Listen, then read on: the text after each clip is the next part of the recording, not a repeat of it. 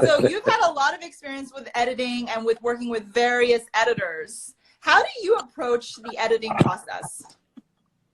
Oh, the editing process is my least favorite part of the whole thing. Really? So I approach it. Oh my God, I hate it. It's my favorite part of the whole thing. Okay, so you have to tell us why it's your least favorite, and I'll tell you why it's my favorite. Yes, and that's why it's great we're talking, because everyone should know that like everyone has different favorite parts of everything, right? And that's kind of why it's cool. But yeah, no, I don't like it because it feels very like overly meticulous and it feels never ending. Yeah. And like I'm not a very meticulous person, and I'd like to know when things are going to be over.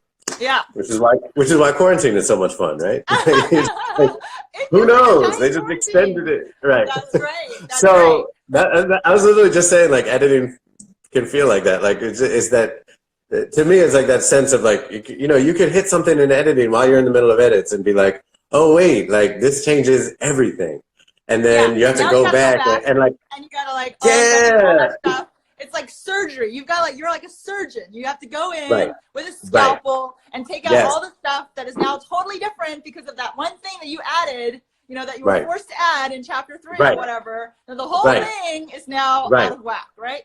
Yeah, and sometimes you have to use like a chainsaw, and sometimes you have to use a scalpel, you know, and like you have to be able to change tools throughout the whole process. Whereas with writing, like you just sit down and you know, look, whatever your word count is every day, if you write a couple days a week or even a couple days a month and you consistently put down words, at some point there's going to be a book there, no matter what, you know, and you can have a sense like, okay, if I keep going at this rate, at some point, you know, more or less, whatever, like there's a logic to it that just seems to make sense in my brain. You can control it, right? You know, if you put in a certain number of words by the end, you know, you're going to get there. Yeah, so there is something so frustrating about editing. I totally agree. You know, I just got an edit letter, was just like, oh, like I'm going to have to change, you know, a good, like, I don't know, 2/3 of the book or something. It's like, great. But the only thing what I really like about it is it takes the pressure off doing a good job in the first draft. And that pressure is so scary to me that I love that about editing. I just tell myself, this can be a bad draft. Like no one ever has to read this draft except for maybe like 2 people in the world, my agent and my editor. And then the rest of the world never has to read my horrible first draft. That makes me feel a little bit better. That's true. No, that's real. And what I have done is like figured out strategies that work for me, knowing what I hate so much about editing. What are some of your strategies? So the first thing I'll do is, first of all, just having a methodology really helps me, because otherwise it just feels very like blah, blah, blah. And I'm a Capricorn, all right? Like we need some kind of like grounding for us to move forward. So I'll read the edit letter one time, just straight through, and then I'll read it again. And then I'll break it up I'll basically turn it into a to-do list. And I'll grab each thing and like just make a very like a one-line version of each point that the editor makes. And then I'll have it like lined out. And yeah, sometimes it's a couple pages, like, you know, who knows how long it'll be, whatever. But then once I have that, then it's like, oh, there's something finite. And I can be like, all right, if I just work my way through all these things and make little checks next to them when I'm done, then at some point this will all be over. And that's what gets me through. Absolutely. So being able to like take this giant thing and break it into tiny little chunks is really, really helpful. But sometimes we have very vague edit letters. They're just like, I don't really connect with this character. What do you do with that? Well, let me use that moment to say sometimes it's okay to push back on edits. And I think people don't understand that. Now, that's not always the case. And I'm not saying like, and especially with the vague ones, like there's different things to do with those, right? But I do want to put that out there. That like an editor's letter isn't meant to be taken word for word. Like even an editor themselves is not going to expect you to just do everything exactly like they say. That's not the editor-writer relationship. That's not how it should work. They're saying like, here's my read on it. Here's what didn't work for me. Here's what did work. Here's what could work. And then you take that and your ultimate, like the higher power is the book, not the editor. And your name is the one on the front of the book at the end of the day, not the editor. So you have to make that decision. And if they're not feeling a character that you are like absolutely certain, and you have checked with other beta readers, hopefully, that are like, no, this character is real, that editor is bugging. That might be an example of a moment where you're like, look, I'm sorry you didn't feel that character, but that character is who they are. And maybe you need to be like, like sometimes it's helpful when editors can be a little bit prescriptive, meaning they like give some suggestions But characters very vague. Like, it's very hard to say, like, you know, there's characters that I hate that everyone's like, oh my God, they're so interesting, I love them. And I'm like, they're boring and I hate them. So who's to say, you know? It's complicated. Yeah. So can you give us an example of a scene that you fought really hard to keep in one of your books, even though the original advice was to cut it? Ooh. I'll give you a minute to think of it. I have one example in my YA Parachutes, which is about two girls, Claire and Danny.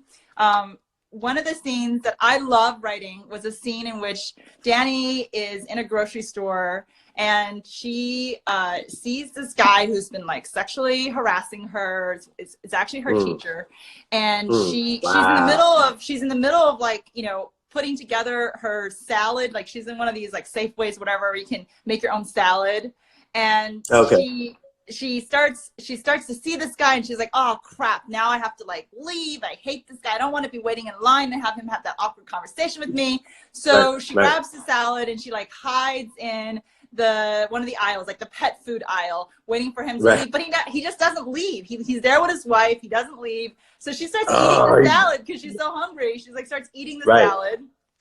And eventually she's just like, screw this. I'm not going to just sit here forever hiding in the dog food, eating a salad. So she leaves the salad and she just starts, you know, trying to make a run for it to get out of the grocery store. She does not pay for the salad. And then the security guards, grab her and they're like, you've just shoplifted a salad, miss. Wow. And you need to come with me to the back. And they give her a really hard time because, you know, person of color, they think that she's like, you know, she's like, I don't know, out to like steal stuff from the store. And she has to stay there, and she basically has to like, she used to pay a lot of money. Otherwise they put her name in this like, you stole from the store poster at the entrance of the store. I wanted to write that scene so much because guess what? That actually happened to me. Man, I was going to ask you that, but I didn't want to be invasive. Damn. Word for word.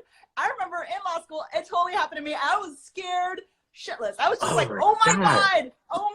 Like, what am I'm going to be in jail for shoplifting a salad. Oh my God. I'm trying to avoid this guy. Anyway. Yes. This was a scene that my editor was like, this scene is just frivolous. It's just because you like to write it. It's fun. You wanted to write it, but I'm taking it out because it's not useful for the story. And he may be right. He may be right that it was not useful for the story, but guess what? I left it in. That scene is in the book, guys. Go get Parachutes for that scene alone. It is so good. Nice. And I fought really hard for that scene because I was like, you don't understand what I went through. I was accused of shoplifting a salad. You don't understand. I have to put that in. I mean, not for nothing though. That sounds like a really strong scene with a lot of different things happening and like a good moment that like builds the story. Like, I know like not every great scene is gonna like make the story better. And there is that thing that we have to kill our darlings and all that stuff. But like, first of all, the idea of just saying that you just wanted to write it for fun, like that just doesn't really, I don't know. Was it fun to write? It doesn't sound like it was fun. It was so fun to write. I really want to write it. I want to write it. I'm glad you kept it. I'm glad you kept it. And there are times like I really just like, I feel like I'm going through something. I really want to write it. And so sometimes my editors are like, well, just because you went through this, you don't have to put it in, you know? You don't have to put in everything. That's real too. I hear what they're saying. That scene, I don't know, it even not knowing the book like that well, it just seems like it does really build a lot into what the book is about, which is like being caught between like institutions being trash and people being trash, and institutions protecting those trash people. Like, that's a perfect example of that exact situation. Yeah. You know, like you're trapped somewhere and then you get caught up on some other institutional BS. And now, I don't know. That word. On top of that, like, I just feel like a lot of books do have scenes that are like, why is that in there? And they totally get away with it, and it doesn't make any sense to me. Like, I'm not calling out like memoirs as an entire genre, but you do see it happen in memoirs where people are like, oh, a bunch of interesting things happen in my life. I'm just going to throw them in there and see what happens. And you're like, what about story? You know, like, what about a plot? You know, like, I know that's like my genre brain being like, well, you know, I just want to read a story and things that like connect to each other. But that seems very relevant to me, to the main conflict that you were talking about. Have you had to cut a scene that you fought really hard to keep in? No.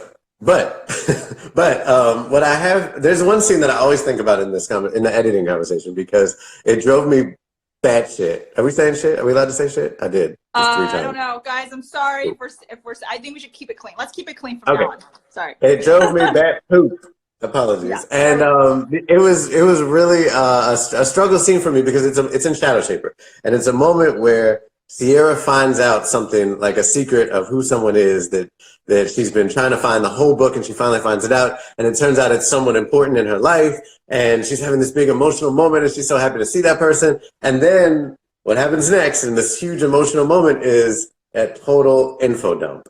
And for people who don't know what an info dump is, it's, especially in a fantasy book, this happens a lot, where it's like, now I have to tell you all these rules about the world and the magic and all this stuff, and they just like drop down all kinds of stuff. So that the scene didn't work. You know what I mean? Because it's an emotional scene, but then it's also just like a boring scene where people are explaining magic and nobody cares, right? Right. And I struggled with it for so long. Also, it was a very long scene because I had so much to explain. This is like and this is 3/4 into the book, so it's right before things are really ramping up into the climax, and I really had to like set the stage for the climax. But boring people is not the way to do it, right? So how do you incorporate all your details for a fantasy world without info dumping? Right.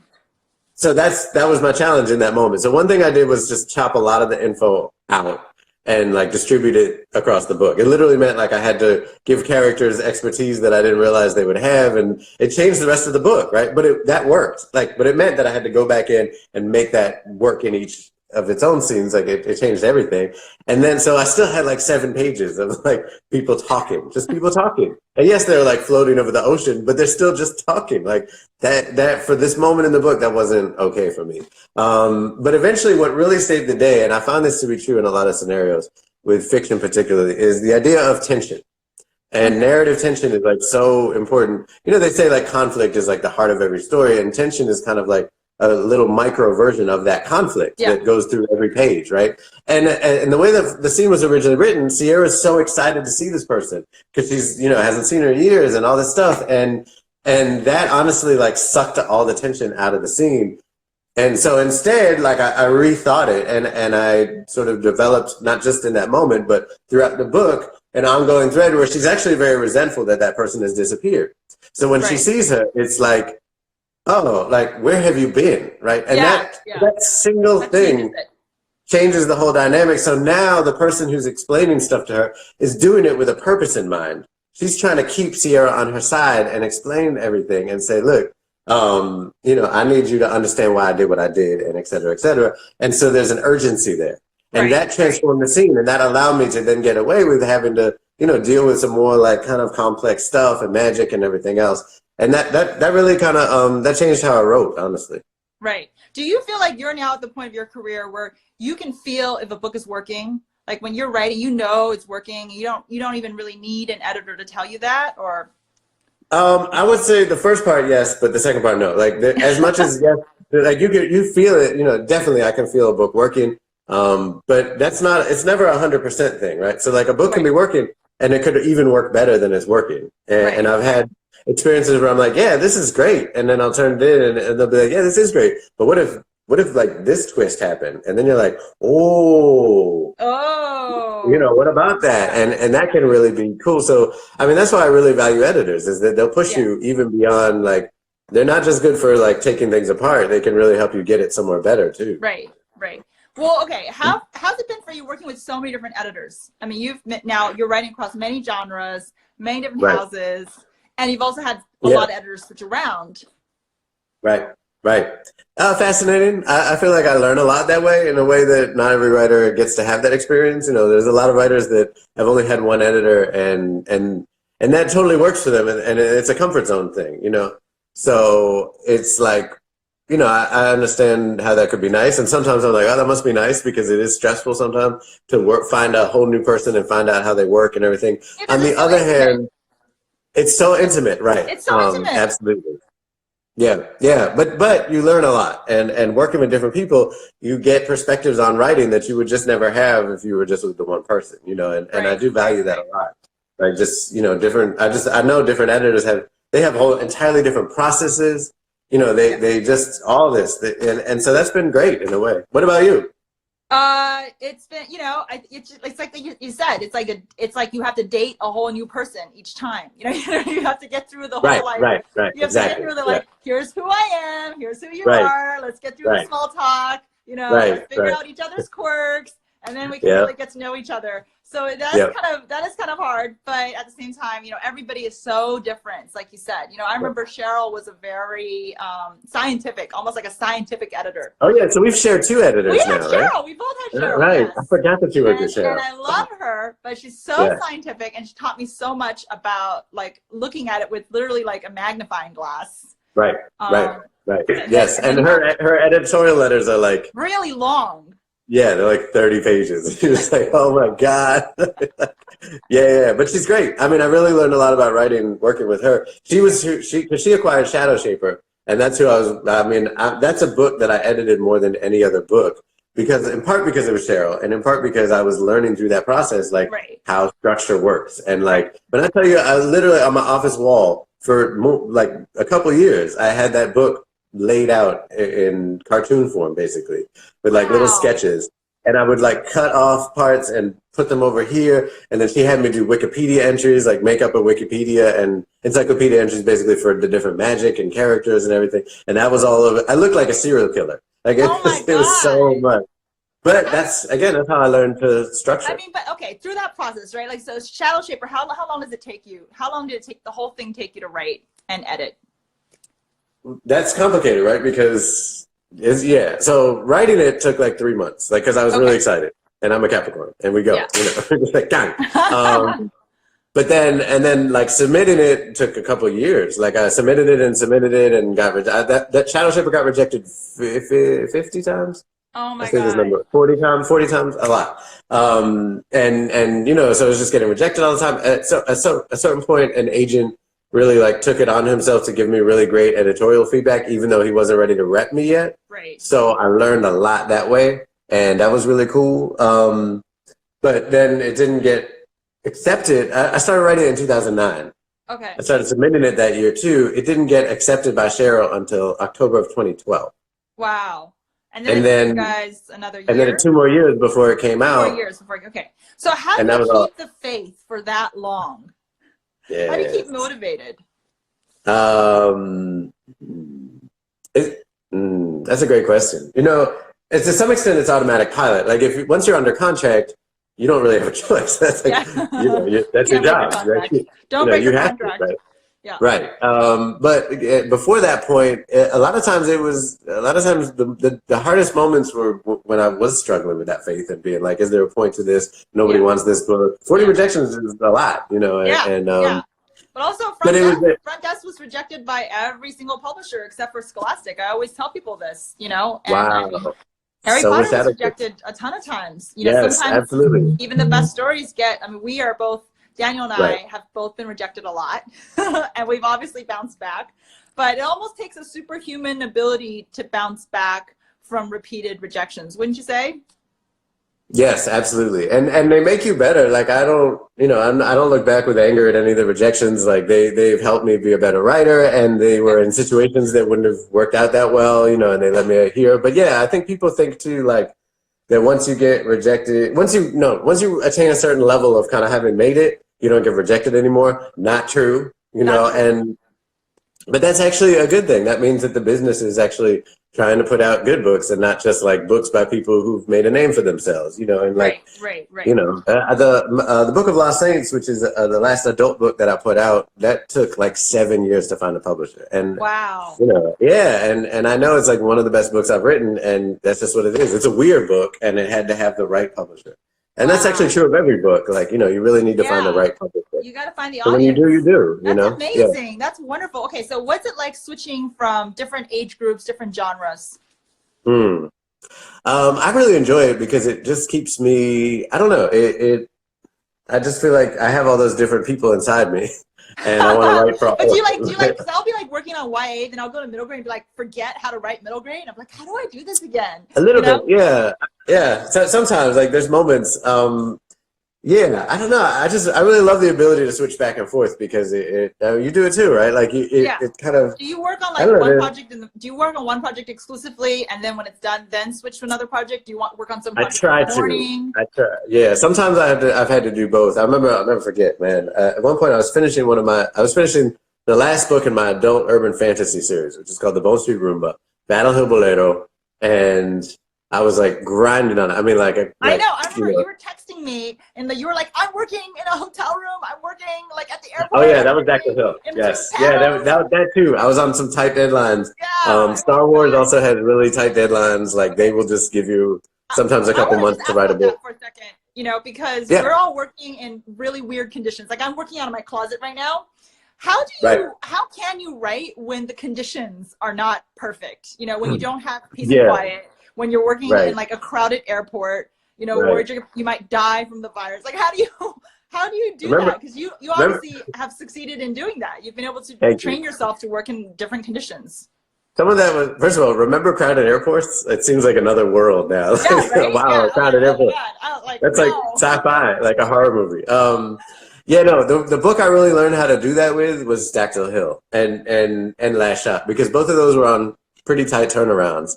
Right. And I was very excited about both of them. And so it wasn't like grueling, but I was also on tour and traveling and teaching a lot during that process. So, and that was a tough switch because it's one thing, YA to middle grade is one thing, but middle grade to adult, those are very different worlds and they feel very different in process. So I literally had to go back and forth. Dactyl Hill Squad 1, Last Shot, Dactyl Hill Squad 2, something like that. And it was a lot. It was like Civil War era, because the Dactyl Hill books take place during the Civil War, but there's dinosaurs and it's kids. And I was like, riding all these kids riding around on pterodactyls in 1863. And then I was like, writing about Star Wars and writing like Han Solo and Lando in a very adult version of Star Wars, with all kinds of adult themes and things like that. That was hard to switch back and forth. I really did have to like stop to adjust my brain. Yeah. And because like you said, I was writing on the road.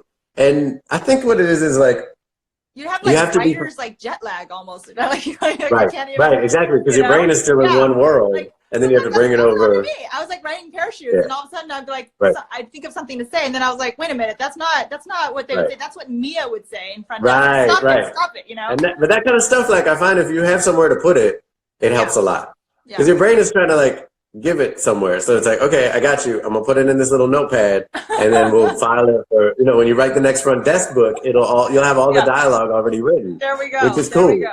Yeah. I think sometimes like we have to learn to forgive ourselves as writers, which is hard. We're not really trained to do that, and they don't teach us that in MFA programs or in books. But like, and I've said this, like I've written an essay about this. Like, writing begins with forgiveness, and if you can't forgive yourself, you're the first person you have to forgive. Then you're just gonna have a really hard time like tapping into your creativity, I love that.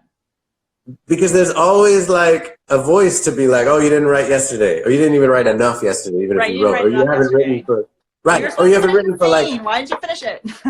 Right, or you haven't written for months, all that, like that is a dangerous voice. It's a liar, first of all, like because what that voice really is saying is that because you haven't written in all that time, you're not a writer. That's just not true. And that's not true, right? Like I will try to tell people this in this show, especially just writing is all of it. It's thinking about it. It's thinking about the characters. It's planning, all of that. And especially this year of all years, give yourself permission not to have to finish every single thing or, tick off every single goal, right? I'm giving myself permission to, not be the best perfect teacher to my kids. I can't possibly like homeschool 3 kids and keep my job. I'll go nuts. So, this is going to be one of those years where we can just give ourselves permission to do our best, and that's it. Final couple questions, because we have to wrap up in 5 minutes, and I know a lot of people came here hoping for advice from you on POV, since you are the master of POV. Can you tell them? I am? Yeah. You've been practicing different types of POV. I only do like first person POV. So give us your advice as a fantasy writer. How do you decide on POV? What are the different, pros and cons of using third limited, and all of that? Good. That's a great question. Okay. I generally write either in first person or close third. It's Okay. actually really hard for me to write in like total omniscient third for whatever reason. I don't know why. Almost never done it. Mostly that's, I guess, because I see the world. I tend to write and approach scenes through a character's point of view. So even if we're in close third, you know, even if we're in third, it's close third, so we're really getting their angle on things. And I do that because I think that's sort of where things get really interesting. Is like that's where we can talk. That's where we can bring in different forms of tension. That's where we can kind of, you know, and then when we have multiple POVs, that allows things to then get even more layered and interesting, and it gives us the opportunity to like tell one scene from different angles and like, you know, stop a chapter or a point of view in the middle of a scene and pick it up from a different character's point of view. Like when you start to add in those layers, there's so much you can do, and it's really exciting. I think the best way to think of it is as opportunities, right? And because there's like the whole thing about like, are you a gardener or an architect? You know, as a writer. Architects outline everything very meticulously and then like fill in the blanks as they write. And gardeners just like run, you know, they just plant seeds as we go. Which one are you? Which one are you? I'm very much a gardener, like extremely gardener. Oh, absolutely, right? But so from that point of view, I'm definitely an architect. I know, I didn't even have to ask that question. That's really obvious. Yes. So like, you could just tell from my text that I'm an architect. Exactly. And Sheryl's an architect, and that's also like an interesting, like, because you know they do it, editors have it too. But from a gardening point of view, so I'm like, I just know I have this big story to tell, and who are the most interesting people going to be to tell it through whose eyes we could see this story, right? So that's what I'm thinking, because all those things are seeds, all those point of view characters. So when I like Shadow Shaper Legacy, the last Shadow Shaper book has 3 point of view characters, right? And I was really like, I already had my crew, and I needed to know like who's going to be the most interesting people to tell this story with, and who am I going to have to deploy out in different places, and how can I get the fullest experience of this story, and then how can I really hone in on each of their voices and figure out what makes their individual voices different enough that we're going to really be able to know exactly who we're with at any given moment of the book. Right. Wow. That just sounds so hard. That sounds so hard. It's really fun.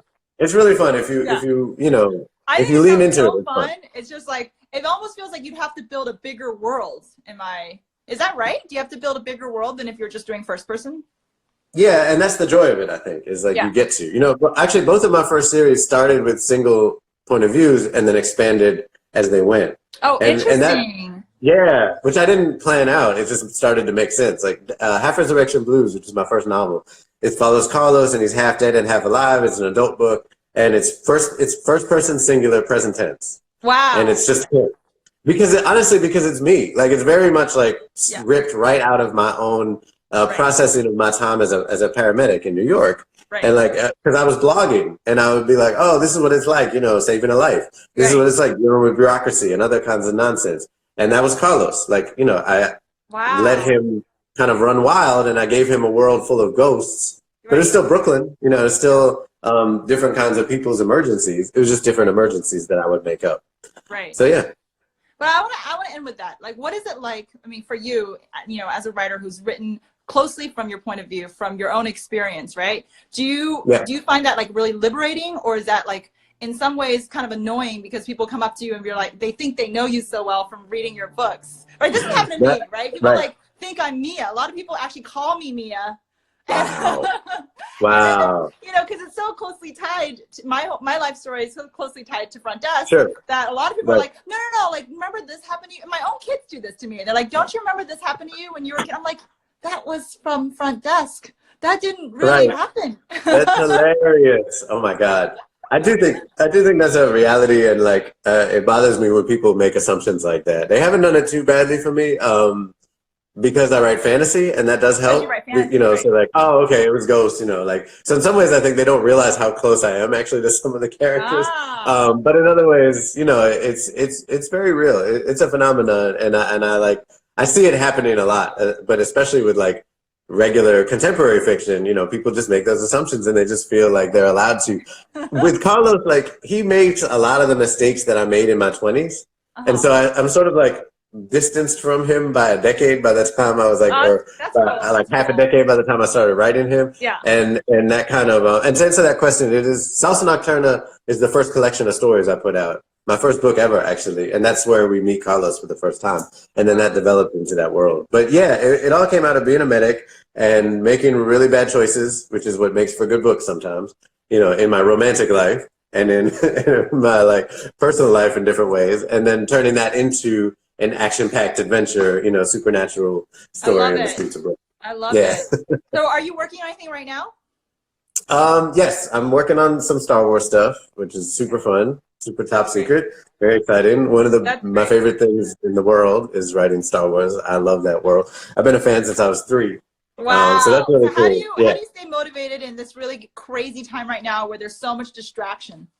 I'm very intentional about listening to myself, kind of back to that conversation about forgiveness, right? Like right now I'm not on any super tight deadlines, although I was trying to finish the book right as things ramped up around, you know, this crisis. But even with that, like I knew like, you know, there's going to be days right now where we can't produce now more than ever, you know, like there's going to be times when the world is just too much. And when all we can do is like make our food and watch TV. And that can't be every day because for some of us, because we have to get things done. But it also can't be no days either, because there are times when we need to rest our spirits and our souls because there's a lot happening. And I just think it's really important to practice self-care. And I know the way that for me, like getting through this and being able to function as a writer includes taking those days off and taking that time seriously when I know that my whole spirit is telling me like, just don't today. Just don't write today. Don't edit today. Please don't email today. Stay off Twitter today. Like pay attention to that, you know? I love Do what you have to do and rest. So that tomorrow, you know, maybe tomorrow will be that day that you get really like ready and motivated to work. Yeah. You know, you have to take it every single day is a different day and take it for what it is. Yeah. One day at a time. That's all we can do. Thank you so much. Thank you so much for being with us. We're so excited. We're so grateful. And we are there's a million questions that we haven't answered, but we tried our best to answer as many as we can. And I'm just so happy that we had this opportunity. Please support my books and Daniel's books. It's really important for us right now as creators. We're having the hardest time ever. Support your local indie bookstores. Pre-order our books. We have like tons and tons of books that are available on the market and coming soon. Do you want to show us some of your books? Yes, I'm trying to find them. Hey, here's okay. Shadow Paper is right here. It's such a good book. Oh my God. Isn't it a beautiful cover too? I was so blown away. It's such a good book. Thank you. I appreciate that. And this is Dactyl Hill Squad. Oh my God. So much fun. If you like dinosaurs and the Civil War, it's so much fun.